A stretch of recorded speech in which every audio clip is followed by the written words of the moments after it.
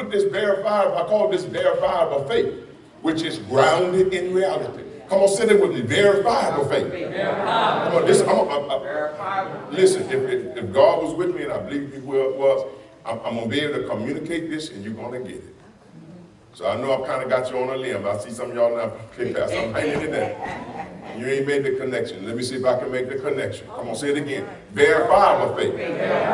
See, we only think about faith as the substance of things hoped for with nothing else. I just have expect God to answer. But this is verifiable faith, and this is closer to the definition of the faith that God is calling for us to operate in. This is why this is at the foundation. And this is even New Testament teachings about some of this. So verifiable faith is faith that's grounded in reality. How do we get something that's a faith that's grounded in reality? All right, this is a faith that rests upon what I've been through. Thank you, Jesus. Come on. And also, and what I know about God. What's verifiable? I can look back over my past and I can calculate from experience that God got me out of this. That God opened this. That's verifiable. I'm not just pulling something out of the air. This faith said, look back and see what you've been through. Did God bring you out of that? Thank you, Lord. So it's based upon evidence that I can verify. That's my past. But the future is also based upon what I know about God. What do you know about God? That he is not a man that he shall lie. That he watches over his word to perform. That his word shall not fall to the ground.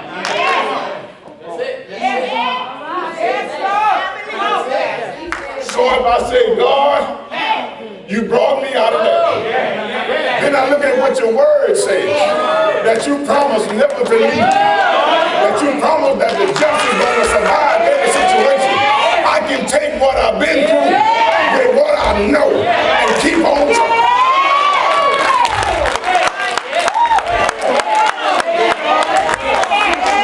Thank you, Jesus.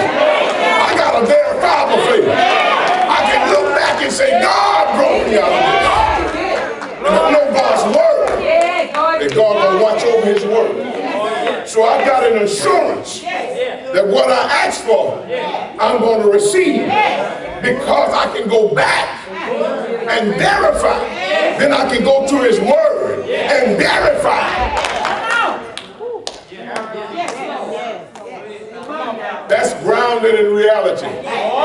Can I tell you something? Anything that you can't verify, you better get away from that. That's what's going on. We filing so much of junk.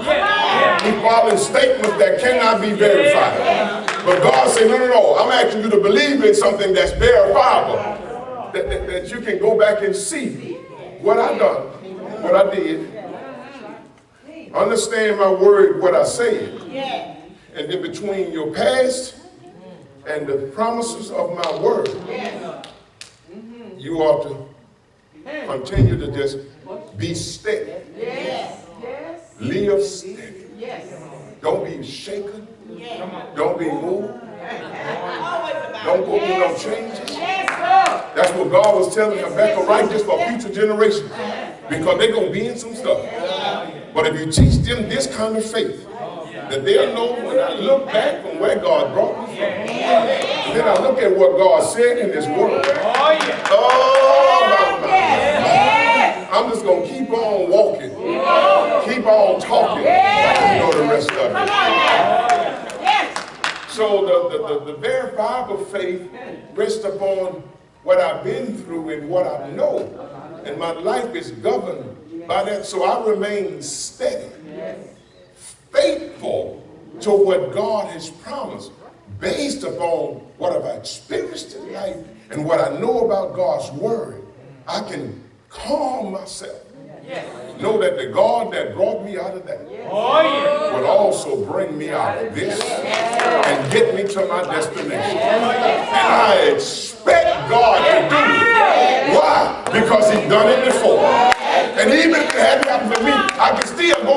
check the record. He did it for, oh, let's go home for a minute. Abraham. He did it for Isaac. He did it for Jacob. He did it for Joseph. He did it for David. And he'll do it for me. Because he got no respect for person. If he blessed this one, he can certainly bless me. Favor. Too many of us are in we're living on an unverifiable aspirations and expectation on something that is not grounded. Whatever it is that you're believing God for, you ought to be able to have a record. Check the record to see. And the Bible is a record. But also you ought to be able to check your past life to say it was God that kept you. It was God that brought you. It was God that saw me through. That's it. And then I can check his word and see what he promised. That he'll be with me. That he will bless me. So this is what I call verifiable faith. It's grounded in reality. And so this is the faith that allows you to live comfortable in chaos. Because you've been in trouble before, but you're still here. You'd have been down before, but you're still here. You'd have been through many dangers, toils, and snares. But I'm still here. It was grace that brought me saved thus far, and grace shall lead me on. I, like everybody else, was once blind, but now I see, lost, but now I'm found. Thank God for the amazing grace, the favor that brought me when I couldn't even see for myself. Favor, verifiable favor. It's the same aspirations, but it's grounded in reality. What I've been through, what God's word says. And that gives me the basis to remain steady, calm, even in chaos. Situation doesn't dictate, nothing to do with me. I check what the record says. So this is what allows us to be comfortable, even in chaos. That knowledge of verifiable faith. Here's the story that I can give you to prove that. I always like to give you one. This is Acts 27, you find the story. Then Paul said, men, this is before they departed, I perceive that this voyage will end with disaster and much loss. Not only to the cargo and ship, but also of our lives. He's prophesying what God has revealed. God Almighty here. And you know God. You can stand on the assurance of, I know what God said. See, that's still verifiable. I'm a witness to this. You know, that's you yourself as a witness to the word. He said, I perceive that this is going to end in much disaster. We'll pick up the story. Now when neither sun nor stars appeared for many days, all hope that we should be saved was finally given up. They made their peace with God and said there's no way for us to survive this storm. We're going to perish on the ocean. They shook hands and embraced each other. What commentator says, you know, understand how that works. So they embraced each other, made their peace with God in salutation, and sit tight waiting to be lost in the storm. But Paul had verifiable faith. Not just faith, but verifiable faith. He said, but after long abstinence from food, now they hadn't eaten. It says 14 days, 2 weeks. Then Paul stood up in the midst of them. This is when they were all wailing, preparing to just die. Ship's going to be capsized. We're going to perish because this is a mighty storm. We can never survive. Paul stood up and he calmed them down, gathered them, called them out on a rocky ship that was being tossed. Stood up in the midst of them and said, men, look at Paul, you should have listened to me. Now that sounds just like us now. See, if y'all are doing what I told you. Everybody got something. Even Paul got that. Ain't nothing wrong with that. Amen. As we tell our children that all the time. See, if you listen to me, you wouldn't be in this mess if you would have listened to me. Amen. Amen, walls. Amen. Lights. Amen. If you listen to me, you wouldn't be in this mess. No, you couldn't listen. You see, I ain't talking to my children. I'm just talking. If you listen to me, you wouldn't be in this mess. Y'all say that all the time. So y'all children. Can I tell y'all something? If you listen to me, you wouldn't be in this mess.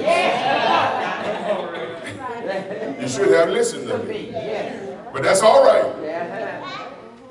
Y'all God's children. We're listening now. You should have listened to me. And not sail and incurred this disaster and loss. Look what he says, though. He is, boy, this is something. Now understand what they're in, just like Habakkuk wrote in Babylonian bondage and so forth. Paul is writing in the midst of a disastrous storm. He says, but I urge you, look at this. Now, this is a storm that's threatening to overturn the ship and take all of lives way out in the ocean. I urge you to take heart. Listen. For there will be no loss of life. They just made their peace to die. And he stands up and say, calm down. You should have listened to me, but that's okay. Calm down. We are here now.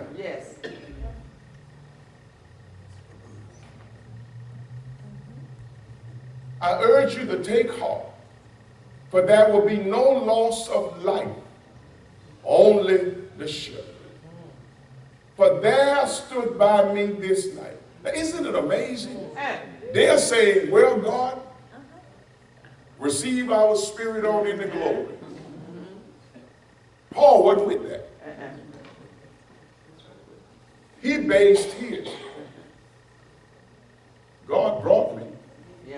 I know what God's word says. While they are preparing to die, he's talking to the angel of God. That stood by me in the midst of a storm. An angel of God. Look what he goes on to say. To whom I belong and whom I serve.